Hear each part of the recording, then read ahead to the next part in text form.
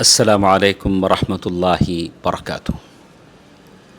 محترم حضرات و خواتین، ہم کبھی کبھار کسی کو دیکھتے ہیں پابندی کے ساتھ، ایسے لوگ ہوتے ہیں جو نماز پڑھتے ہیں، یعنی جب سے بالغ ہوئے ہیں 60-70 سال کی عمر ہو گئی ہے، نماز کے بڑے پابند ہیں، لیکن ان کی نمازیں ایسی ہوتی ہیں کہ جن کو دیکھ کر یہ نہیں کہا جا سکتا کہ وہ ویسی نمازیں ہیں جس کو اللہ کے نبی صلی اللہ علیہ وسلم نے پڑھ کر بتایا ہے، یا یہ ایسی نمازیں ہیں جو سنت نبوی صلی اللہ علیہ وسلم کے مطابق ادا ہوتی ہیں۔ رسول اللہ صلی اللہ علیہ وسلم نے فرمایا، ابن عباس رضی اللہ عنہما کی یہ حدیث ہے کہ رسول اللہ صلی اللہ علیہ وسلم نے فرمایا، مجھے 7 ہڈیوں اعضاء پر سجدہ کرنے کا حکم دیا گیا ہے۔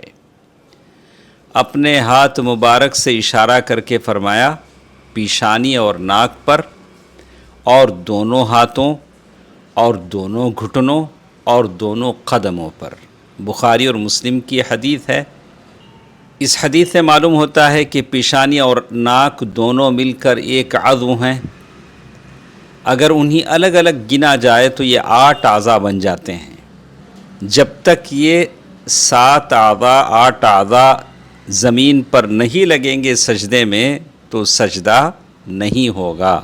کبھی ہم لوگ دیکھتے ہیں کہ آدمی رکوع صحیح کرتا ہے لیکن اس کا سجدہ صحیح نہیں ہوتا۔ جب سجدے میں جاتے ہیں تو اپنے پیروں کی انگلیاں اٹھا لیتے ہیں، یعنی پیر کی جو انگلیاں ہیں وہ قبلے کی رخ ہونی چاہیے، ان انگلیوں کو اوپر اٹھا لیتے ہیں، جبکہ نبی صلی اللہ علیہ وسلم نے فرمایا ہے کہ مجھے 7 اعضاء پر سجدہ کرنے کا حکم دیا گیا ہے۔ اسی لیے علماء کا راجح قول یہی ہے کہ ایسے آدمی کی نماز باطل ہو جاتی ہے، کیونکہ اللہ کے نبی صلی اللہ علیہ وسلم کو جس نے حکم دیا وہ اللہ تعالی ہے۔ اللہ کے نبی صلی اللہ علیہ وسلم نے اشارہ کر کے بتایا ہے پیشانی کی طرف، ناک کی طرف۔ اسی لیے امیر المؤمنین عمر بن خطاب رضی اللہ عنہ نے فرمایا کہ آدمی اسلام کی حالت میں بوڑھا ہو جاتا ہے لیکن اس کی 1 رکعت نماز بھی قبول نہیں ہوتی۔ عمر بن خطاب رضی اللہ عنہ سے پوچھا گیا، یہ کیسے ممکن ہے کہ ایک آدمی ایمان کی حالت میں بوڑھا ہو جائے اور اس کی 1 رکعت نماز بھی مقبول نہ ہو، یہ کیسے ممکن ہے؟ تو عمر رضی اللہ تعالی عنہ نے جواب دیا، اس نے ڈھنگ سے سنت نبوی صلی اللہ علیہ وسلم کے مطابق نماز ہی نہیں پڑھی، وہ اپنے رکوع اور سجدوں کو صحیح طریقے سے ادا نہیں کرتا تھا، ارکان اس کے صحیح ادا نہیں ہوتے تھے۔